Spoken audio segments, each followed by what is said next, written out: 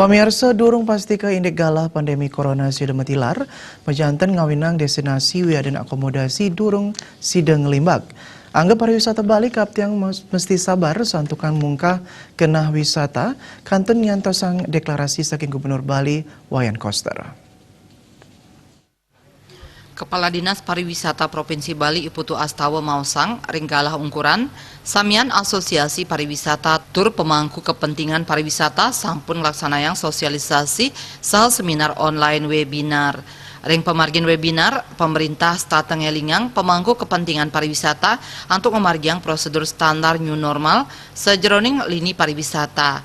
Dane talern latarang prosedur standar new normal kedadosang tatanan baru sane patut keangkepin ring samian parikrama miwah jasa pariwisata.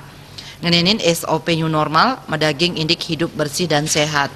Putu Astawa nugesang prosedur standar new normal kejangkepin samian pemargin social distancing, taler physical distancing, luwire nyaga jarak aman, asiki ngantos kali meter, nganggen masker, ngecek suhu tubuh, nyaga yang genah antuk ngwajikin tangan, hand sanitizer, taler ngwatasin ake krama, sajeroning parikrama pariwisata.